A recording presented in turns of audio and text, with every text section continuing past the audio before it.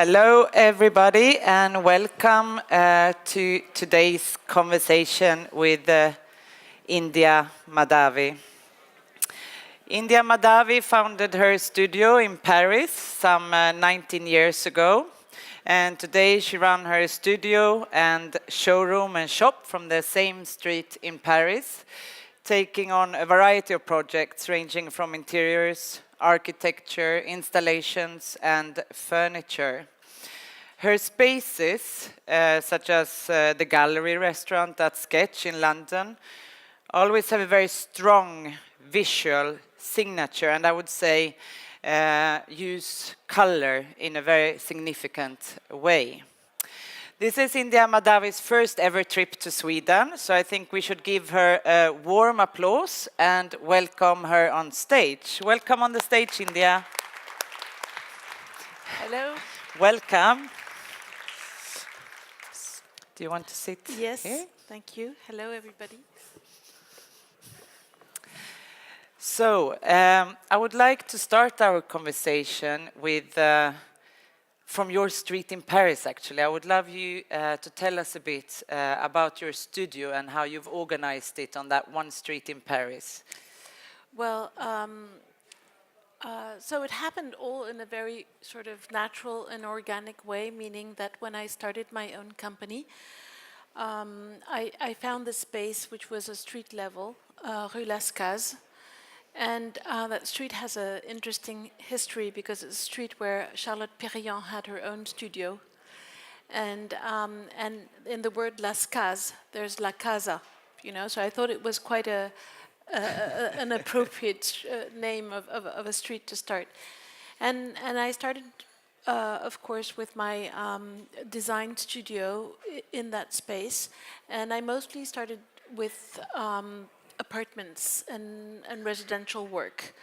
In those days, the furniture industry wasn't at all what it's like today.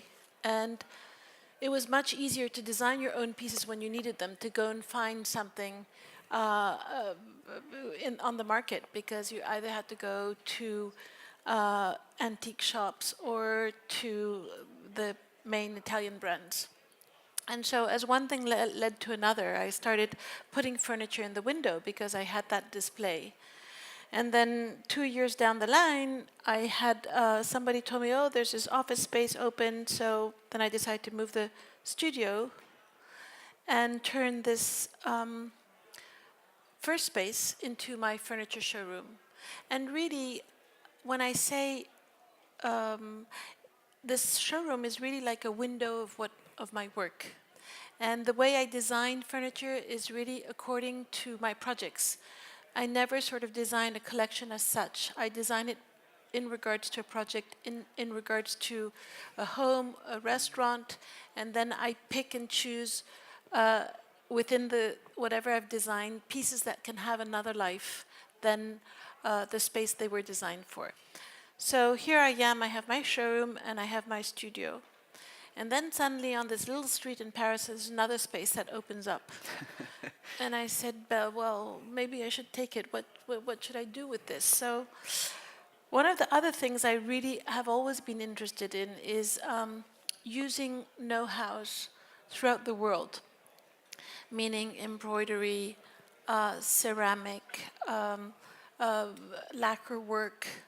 And suddenly I thought maybe it would be interesting to create products with those know-hows throughout the world. And these are small objects. So I called it petits objets, which means small objects in French.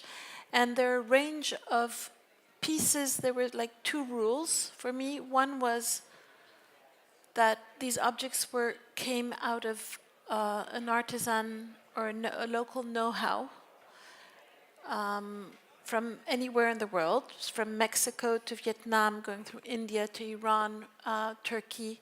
That was one rule. And the other rule was that these elements had to add a piece of joy in your home. So it's like something that would visually make a difference. So the objects that I sell there are not at all, let's say, necessarily practical objects, but they're maybe pillows or textiles or stools, chairs, that sort of things. So it's very, very colorful, in fact. So once I've done that, I 6 years later, there's another space that opens up.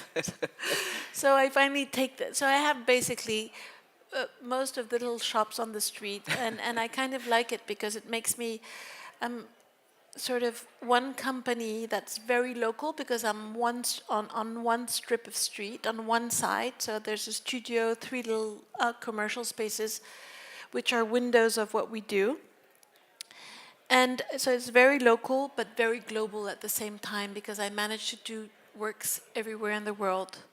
The furniture is mostly manufactured in France, and the objects are made everywhere else. From the studio, which is kind of the head of my little organization, which is sort of like an ecosystem, because I like to think of it that way, because what we do is that we create on very different scales. Like the smallest thing I've designed is this little ring, and I'm right now working on a building, a residential building, as an architect. And in between that, a lot of different things. The furniture, very recently I designed a whole collection for a French company called Monoprix, which is a capsule collection. And they gave me carte blanche for Christmas. And so I designed a whole huge collection of everything I wanted, which was dishes, pillows, but trolleys, pajamas, anything that, so it was a lot of fun. And then, of course, we designed spaces. And within the spaces, we do residential, we do concepts for shops. For instance, very recently, you probably see, as the image is going through, we did the new concept for Red Valentino. We did the new concept for La Durée. We're working on new concepts which are really interesting, because this is like creating an identity in 3 dimensions. It's like understanding what the brand is, where it wants to go, and then we work on something that they can actually carry on their own, defining new visuals, principles. We create what we call a charte in French. If you have a very strong visual signature, which really stands out, in what way has your upbringing, your quite cosmopolitan and nomadic upbringing, colored you in that way? Well, it's true that I've traveled a lot in my life at a time where nobody would have that kind of nomadic life. Today it's more common, I would say, but when I was young, I was always the foreigner wherever I went. And so what that gives you gives you 2 things. One is capacity to adapt very easily. I'm like a chameleon, so I understand what's expected from me. I understand very quickly kind of the rules, what works, what doesn't. So that really helps me what I do today. The other thing is when you're a creative person, you have to be able to feed your creativity. So the way I've done that in many ways is either use my own memories. I use my past, I use what I've seen in my life. And for instance, when you're speaking about color and everybody says, oh, India uses colors, everything is very colorful. It's true. And my first memories are were in Cambridge, Massachusetts, where I grew up. And it's the mid-60s in the United States was all about a bit of the pop culture, cartoons on television. Color television was brand new, so I remember seeing Bugs Bunny and Tex Avery and all these pop kind of images. And somehow that was a very happy period of my life. And I think I'm also belong to southern parts of the world. My mother being Egyptian, my father was Iranian, and naturally, I just feel that color brings in sunshine for me. It's the expression of light and happiness and joy. But yeah, I guess colors just bring that to me, and I really feel it's important to bring it and to share it. But you've also said that when you were a student, you watched a lot of films, and it kind of educated your eye, and that's something you brought with you now when you do interiors, almost like a scenography. Do you want to tell us a bit about that? Yes, I have to confess I never wanted to become an architect or an interior designer. That's the truth. I wanted to make movies, and so nearly for 1 year after my high school, instead of going to architecture school, I went to the movies 3 times a day, and I would see all these movies. And Paris is the best place to actually do that, because there's so many small little cinemas with festivals of all sorts. And when you do that, to one extent, you don't realize, but actually, it really trains your eye to work like a camera. That means you always notice what happens up front, the first plane, the second plane, the third plane. It gives you depth. You can work on perspectives. You know what's going to photograph well, what is photogenic. And I think a lot of it's interesting that you say that, because a lot of my spaces that I've designed not only have that visually, but I've worked on them with also a narrative. It often starts with a narrative. And in that way, I've managed to actually bring I don't feel frustrated at all that I'm not a filmmaker anymore, just because I've put everything in this. And when you see Sketch, for instance, it really looks like it could be a film set. There's something very cinematographic about it. You were mentioning your creative process, how you use your memory in the process, and I think you referred to actress studio method at one point when we discussed. Do you want to tell us a bit more how you use the memory in a project? Yes, for instance, I think I was telling you that one of my first jobs, and I was very lucky, was to design a hotel in Miami. And I was just started on my own, and I have this American client who's become a friend, Jonathan Moore, who says, well, we're going to do this hotel in Miami. It's a low budget, and we'll, but whatever, do it how you want. And so I had in mind that, Miami was about maybe sea, sex, and sun. So maybe I should use a color palette that was, red, baby blue, and beige. That's how I kind of saw it. And maybe reminiscence of flower patterns, whatever. So we worked all this out. And on the top floor, there was this terrace, but nobody used terraces in Miami. It was all air-conditioned units that we moved. And the property didn't have a swimming pool. It's not too far from the beach, but still, I wanted to give a feel of water. And I remember that I said, well, so using my memory back, so a few years, when I was 12 or 13, I went to an old friend of mine in the United States who had a summer job, and she was working in a hotel to clean the rooms and everything. And I would go with her and maybe help her a bit. But suddenly I realized that there was such thing called waterbeds, which was fantastic, and they're kind of really tacky in the United States. And I remember that. I said, okay, why don't we do the terrace only with waterbeds, one next to the other?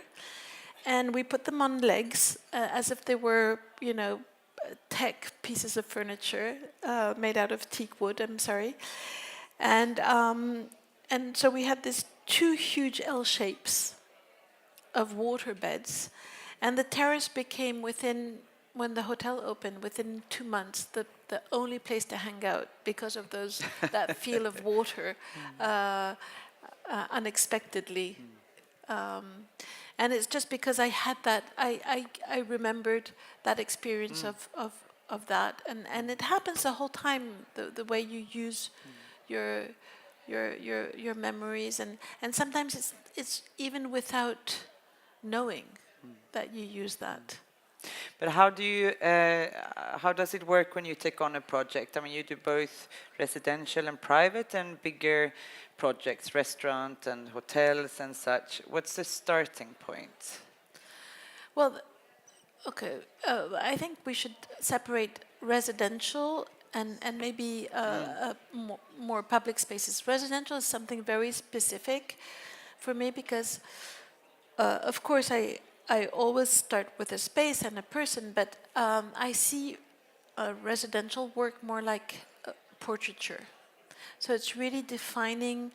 It's as if I'm a photographer. I would be a photographer. So I would really take a photo of a family or of a person with my perspective. And I think in the end, what's interesting is that the space looks as much like the more like the person than it does to me, but I try to enhance it in the best way. I try to find the right lighting, let's say, and to make it work for them. But it's really more like, I see it like portraiture.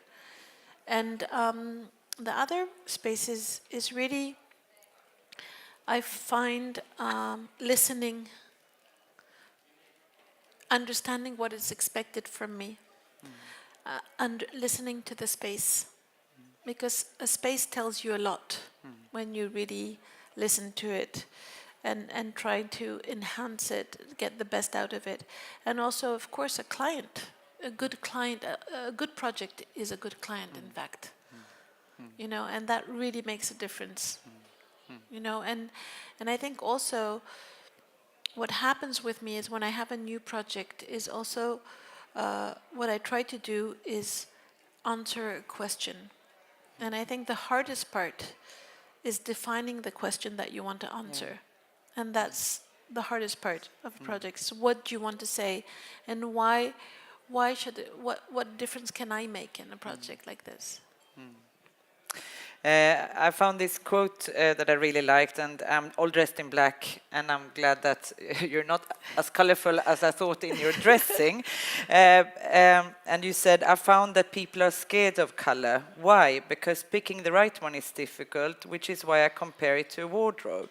It's much easier to dress all in black than to put 5 different colors on and look good. I like to mix and let them insult each other, have an argument.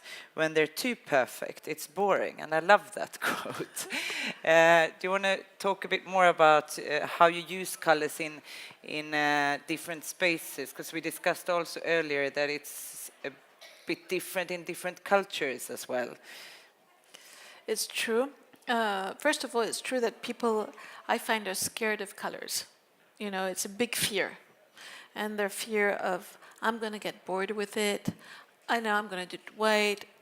You know, so it's a huge. I remember I was doing a project in Mexico City, and there was this huge courtyard, and all the shutters that we had designed were supposed to be in tons of different colors. Blues, beiges, it was really the colors of the area. It was very well thought out. And the client freaked out. He said, no, I'm going to do it all in white. And so that's what he did. And 3 weeks before the opening, I came to the space and he said, I'm sorry, India, this is your problem. We're opening in 3 weeks. And I can tell you this is terrible. We don't like it. Do something. And then suddenly I took, I asked a painter to come over, and I said, well, go and buy me a jar of this color. It was a turquoise blue. I made a square on the wall, and I said, "Do you guys like this color?" And they said yes. So I said, "Tomorrow I want the whole ground floor to be painted in this color." And suddenly it changed the whole project into something very different. And yeah, they had this moment of hesitation, of saying, "Are you sure you want to do this?" And actually, I don't know, color doesn't scare me, because I think you can, once it's there, you just don't question it, because it's kind of obvious. It's like the pink at Sketch. But it's important to choose the right color for the right space, and that's what's probably the most difficult. And how far do you want to go, and what is the right tint, and how do you, sometimes I'm in my studio in Paris, and I work with little samples, and then you have a sample painted on the site, and it doesn't work at all, so you have to adjust it just because the light is so different. And that's quite difficult to do. That's still a challenge for me. But I'm thinking a lot of clients that come to you would also be attracted to your way of using color. Do you find that they are still that they need a lot of support in terms of what to choose? No, because I think a color, when I choose colors, it's not just choosing a color. It's really because it's conducive to what I'm trying to say. So, for instance, the color I picked at Sketch, the pink, this famous pink that everybody knows now, was really because Sketch is a place where you have, I don't know if some of you know the place or not, but it's a succession of many little rooms that all have very different entities, and they're very eclectic in the way they're furnished, and there's a lot happening. And suddenly you had this big square room, which had which changes every 2 years, because Mourad Mazouz, the owner, will ask an artist to take over the room. And he had asked David Shrigley to come up with all of his art. And David, who does these very whimsical, witty drawings, said he'll do the artwork and the dishes, but he didn't want to do anything else. So it was kind of very a limited scope for me. And I thought that it had to be something very calm and quiet compared to what was happening. And I thought that what would be modern would do a sort of a modern brasserie. And with this square room that was very imposing, I thought maybe we give it a bit of a femininity, but we push it all the way, so it becomes very radical. And so I told Mourad immediately, I said, "I think we're going to do a pink room for you," because it was supposed to be only 2 years, and you always think, oh, 2 years, it's going to get dirty, the stains all over, how do you sustain that? I said, 2 years, it's going to be fine. And so it's been 4 years, by the way. I know, yeah. It's probably the most Instagram restaurant in the world. Yes. Yeah. And pink is all over. Pink owes me, I think. What do you think are the biggest misconceptions about color when people are scared of using it? One of the biggest ones is like people say, "I'm using color," and they use 2 colors. So it's like white and orange, white and orange, white and orange, and then their whole living room. And so you have to be free with colors, and the more you add, the better it gets, I think, unless you're saying something very conceptual, like Sketch, when I used only 1 color.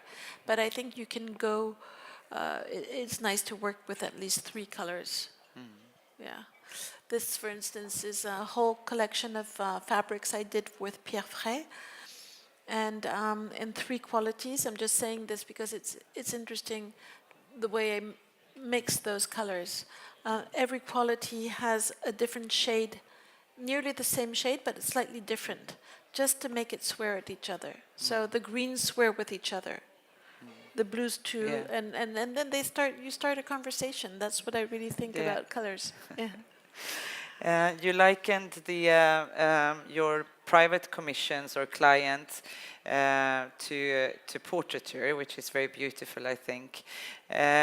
Do you want to tell us a little bit more about your work? I mean, I guess they're not, you can't show those homes as much that are private, but what do you do? Do you do the projects from start to finish, like the architecture, or do you do the interiors? Mostly in France, you often inherit an existing structure, right? And when you do residential places in London and Paris, it's not you're starting with, in these old cities, you have all the history that you have to kind of carry with you.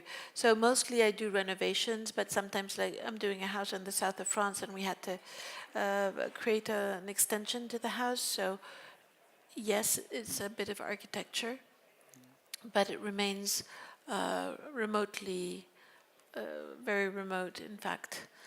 And then when you do that, I also think that today, before saying I don't like this, I'm going to demolish it, you have to have the conscience saying, what can I do to make it better? And recently I was doing a house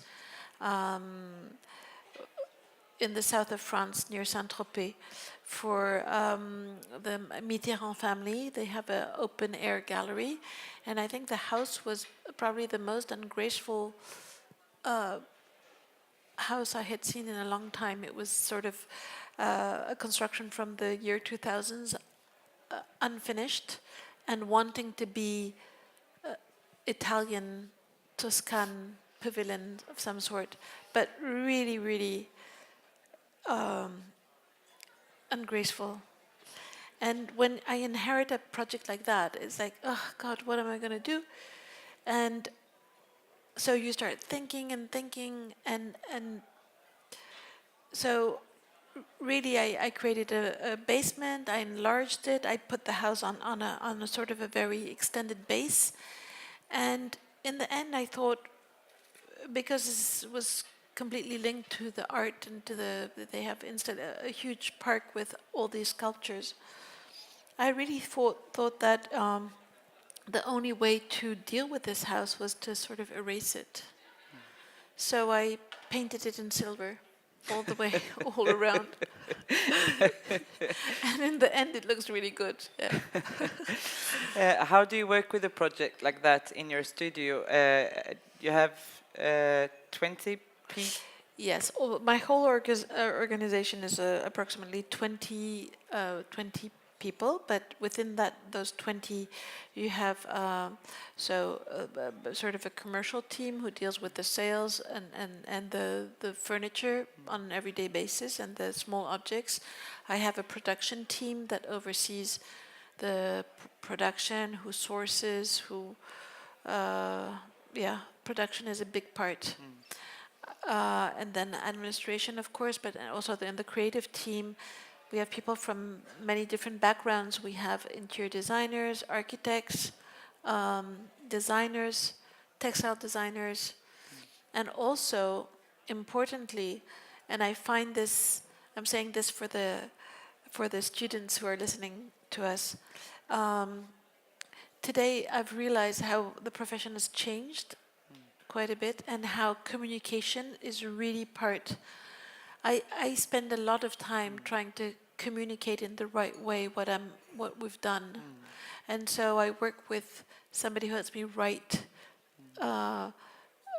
word my intentions, and sometimes even we do it before starting a project, as we define what we want to say, and then we take the photos. For instance, this project of with Pierre Frey for the velvets. I mean, there's so many collections out there. So how do you sell that? How do you make people want to have those? I mean, the colors are really wonderful, but still, you have to create an image that becomes that make people want make those velvet very different to any others. It's really about creating a value in a product as well. I mean, we were just discussing walking around at fairs like this, where you see so many products and so many new furniture. How do you keep that voice, your own voice? Is that something you think of a lot? Well, when I come to fairs like this, of course I do, because you know, and this is a great fair because it's kind of manageable, you know, and it's condensed and it's great. But when you go to huge fairs like the Milano Fair or even Maison et Objet, you just say, okay, you know, what can you be saying that's different? What is it that you want to do? How can you define? That's why I think the relation that I have with space is really interesting, because I often design my furniture according to a space. You know, according to a know-how also. I'll choose a material, for instance. Very recently I've made a collection with, I think you'll see it in the photos up there, with rattan. And rattan is, I love the material, it's not that expensive. It's also a know-how that's kind of disappearing. And I thought it was important to be able, I think it's very warm, it's very sunny. It's something that I like integrating in my projects. So I will design a collection for you know, maybe to promote that, you know, those know-hows. But if so if you do an interior project and you do furniture for the space, how do you pick which producer to collaborate with? And does it always become something that is available on the market after? Not necessarily, because for it to become available on the market is also, there's a lot of, first of all, is it easy to buy? Is it easy to produce? What's the price? The price point, you really realize that you cannot produce anything you want. And sometimes when you do something for a hotel or for a restaurant, you can design many of them, right? So your production line is very different from what I do, which is I only take orders. I don't have a stock, basically. So people come to me, they say, I want this sofa, what size, what color, blah, blah, blah, and it goes into production. So I have to be very careful with my price point, in fact. Yeah.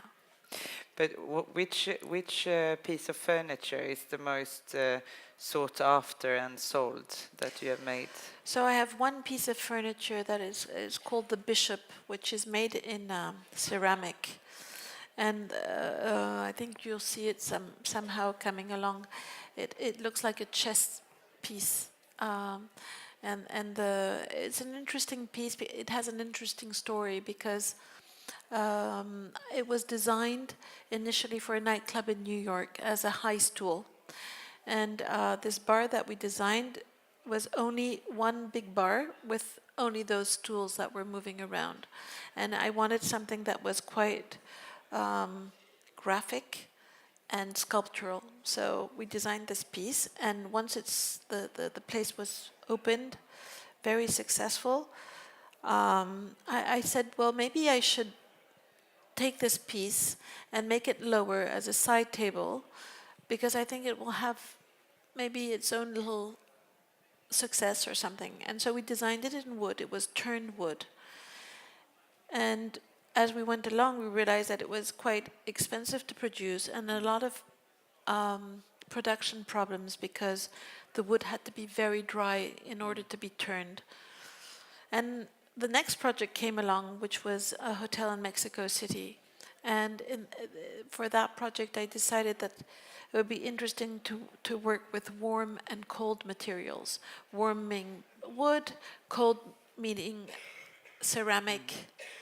And so we went along trying to experiment to turn that piece, that specific piece that was in wood, into ceramic, which I found somebody in France to do.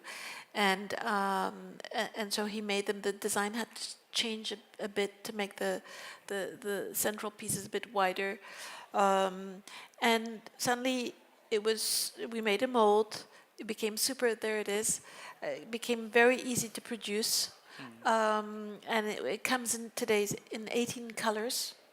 It just entered the Musée des Arts Décoratifs, and we sell one a day on average, which is quite incredible. That's very good. Also, the bishop has its accessories, so it has an over tray. It has a double wooden tray that comes out. We just launched the baby bishop as well, which is a small stool. Yeah, so it's there's something that we call the bishop story in my company. But do you find, I mean, when you do an interior for a restaurant, for example, and the images get so widely published in social media and so on, is it, and you've done the furniture specifically for that space, do you find that it gets copied often? Yeah. For instance, the Charlotte chair, that pink chair at the sketch has been copied so many times now, and when I can do something about it, I try to stop that it's selling elsewhere. But even the whole concept of the restaurant was reproduced exactly like that in China, Oh, wow. in Dubai, in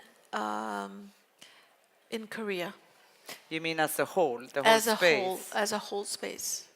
Wow. So it's been, I don't know what you can do about that. So ça c'est la vie. Ouais. C'est la vie. When we spoke earlier, you used the word visionary, and we talked a bit about that. What does that word entail for you, to be a visionary? Well, the real visionaries are maybe, the Elon Musks and the GAFA guys. But in my world, I think visionary is, I think people like me are maybe sensitive people, so we kind of feel the sign of the times maybe before other people. And I just think that we're sensible. You just feel things coming up, and you feel it maybe before other people. So I'm able to maybe do that, like a bit before others, and I feel this is what's going to happen. These are the colors I feel like. This is where I'm going, and I want round shapes. I want velvet. I want texture. Yeah, you feel things, and it's always justified. It's not just like I feel it because it's justified because, I think that texture has become super important. I think that basically what's happening, a lot of us have been spend a lot of time in front of a screen, so it's kind of a cold interface.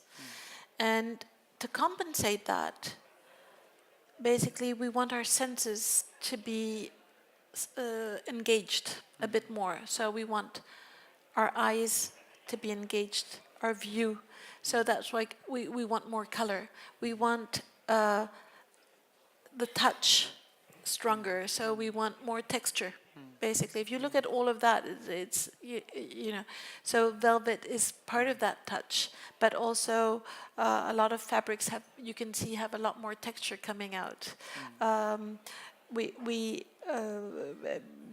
Music, even look at the taste is part of it all, and so and also the gatherings. And a lot of things are the open spaces where people like work together because we need that human connection. We need to be sitting together. We need to feel humans, basically.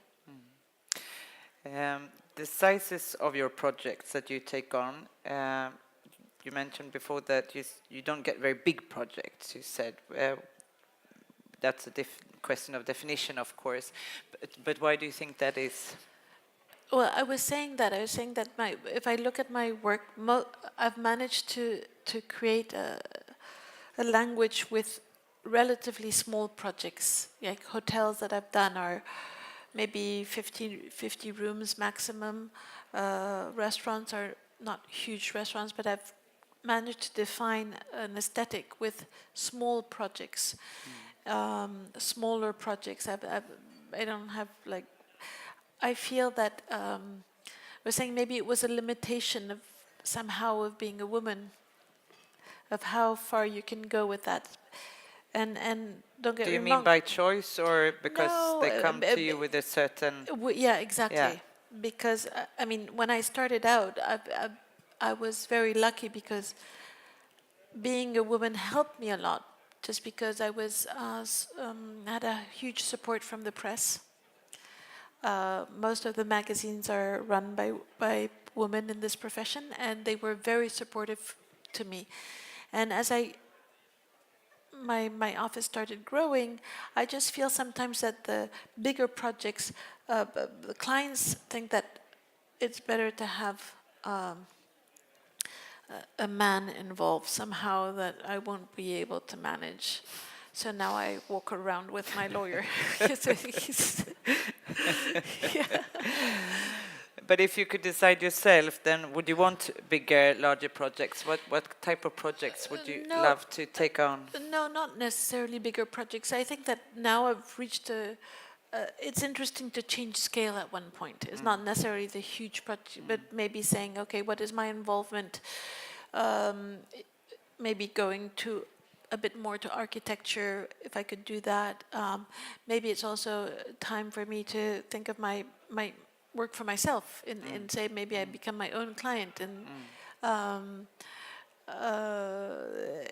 it's just I don't need huge projects. In fact, I don't need big projects. But I've realized sometimes that being a woman has a limitation of getting those bigger projects.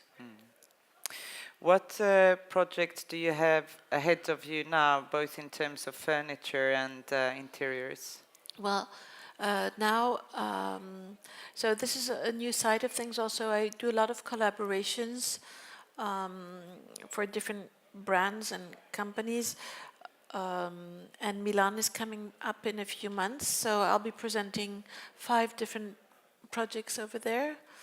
One is with Bizazza, so I'm designing a bathroom for them. I'm designing some rugs for a company called Golran. I'm designing a project in furniture with a gallery called Nilufar. And it's kind of a fun thing we're doing together. What else? I'm gonna forget a bit of. What did I tell you? Oh yes, objects with Louis Vuitton, which I started already last year, and this year we're continuing the collaboration on a smaller scale. And something else for the Fondation Michelangelo, which is really linked to know-hows in Europe and maintaining those alive. So it's more of a little sculpture kind of thing, yeah. So Milan is a next big step, and then I'll be designing. In terms of, I still have 1 or 2 residences ongoing the whole time. South of France, London, New York. Yeah, it's maybe like 4 projects of the sort, and also new concepts for shops, but I can't really speak about them right now. No. So that's it.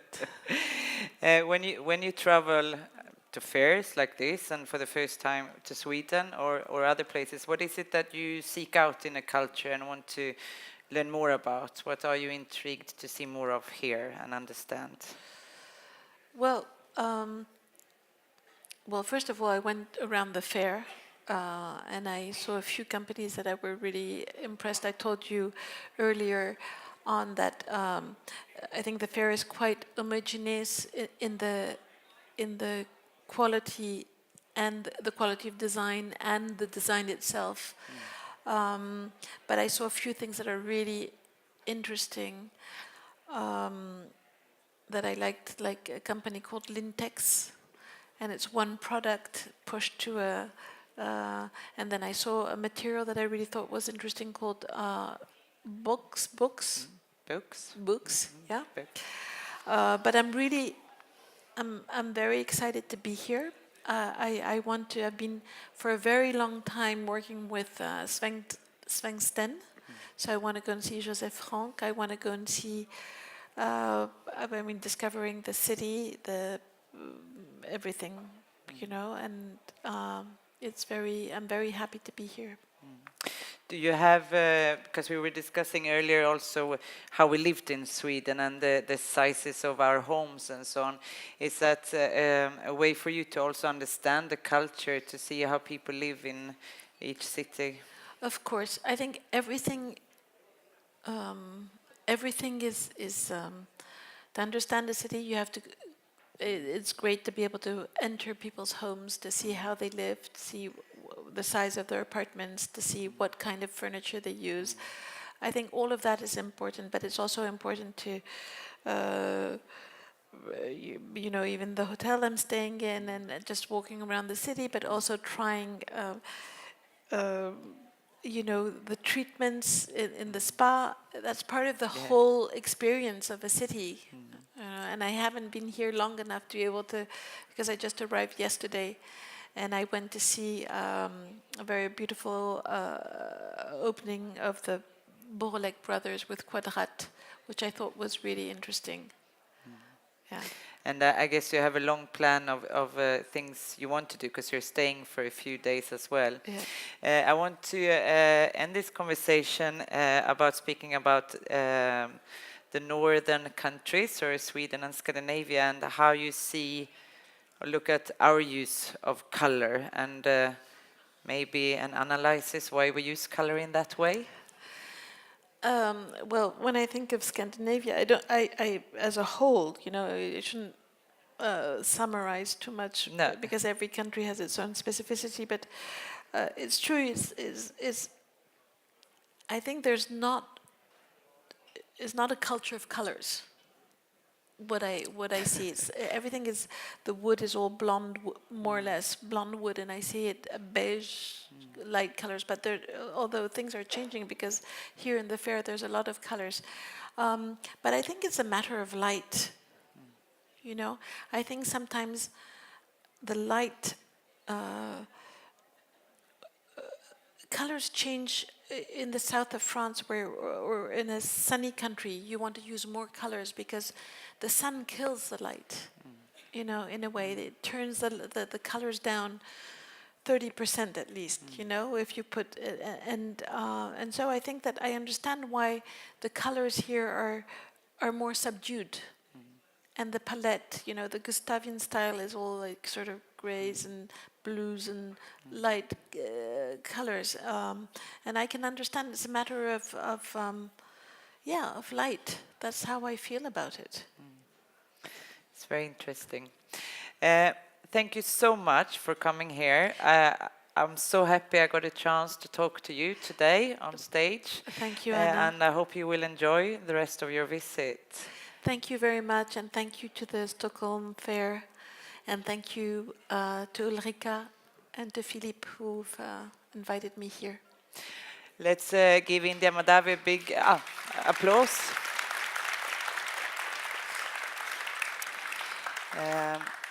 I want to ask if there's anyone in the audience that would like to ask India a question. That's always encouraging. We're quite shy here. No one? India will be around here in the area for a little while. If you feel more comfortable to come up and speak to her by yourself in private, you're more than welcome to do so. No problem. Thank you so much. Thank you. Thank you.